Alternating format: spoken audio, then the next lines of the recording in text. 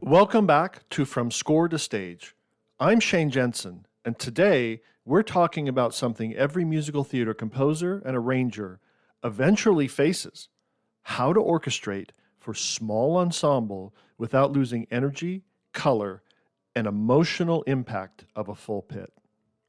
Whether you're writing for 5 or 10 players, the goal is the same: make the band sound bigger than it is. And today, I'm going to show you exactly how to do that.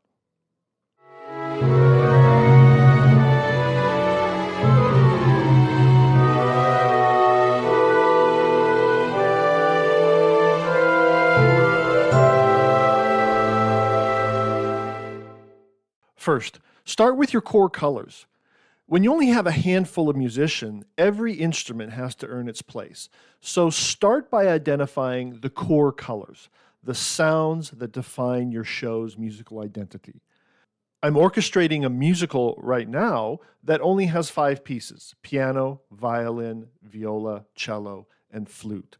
A diverse group includes some of the core sounds of the orchestra, but examples of things that you may use, piano keyboards, foundation, color, reed players, doubling, huge value, trumpet and trombone, lead lines and punch, violin and cello, lyricism and warmth, bass, acoustic or electric, drum set, and the percussion.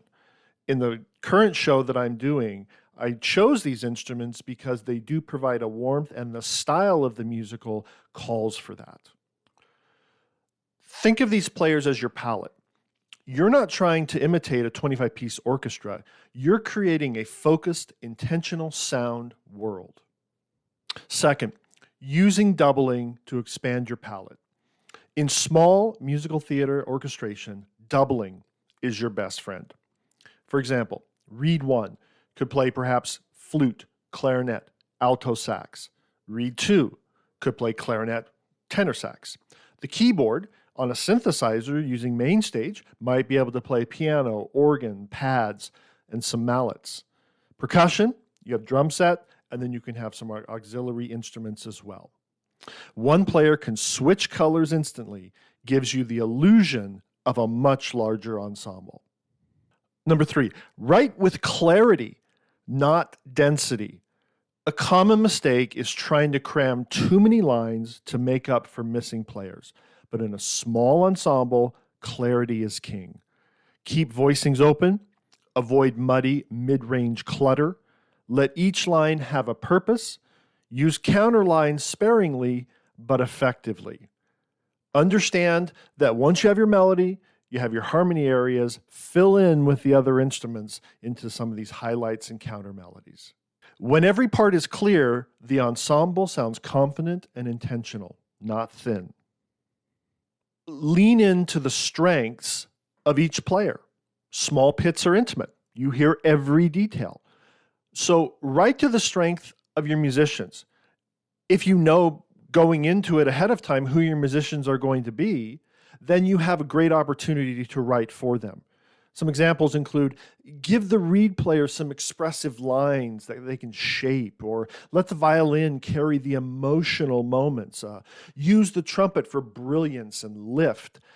Let the keyboard fill in some of the harmonic gaps. When players feel featured, they play with more energy and the audience feels it. Next, use texture and register to create size. You don't need more players to sound bigger, you need smarter textures. Pay attention to the high and low register separation, octave doubling for impacting, rhythmic unison hits, sparse textures that bloom into full moments. Contrast is what creates drama. A small ensemble can sound massive when you control the rise and fall of texture. Let the rhythm section drive the show. If you happen to have a rhythm section, this is a great place to rely on. In musical theater, groove is everything. If your rhythm section is tight, the whole show feels alive. Lock in piano, bass, drums together. Use keyboard and guitar to add rhythmic clarity. Keep harmonic rhythm moving.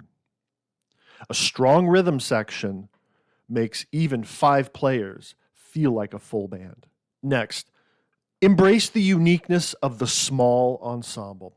Finally, don't apologize for the size of your pit. Celebrate it. Small ensembles can be intimate, flexible, expressive, and incredibly character-driven. When you orchestrate with intention, the audience doesn't think about what's missing. They feel what's there.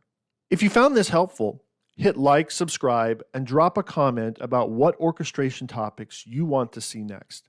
And if you're working on a show right now, I'd love to hear what your ensemble looks like. Thanks for watching from Score to Stage. I'll see you in the next session.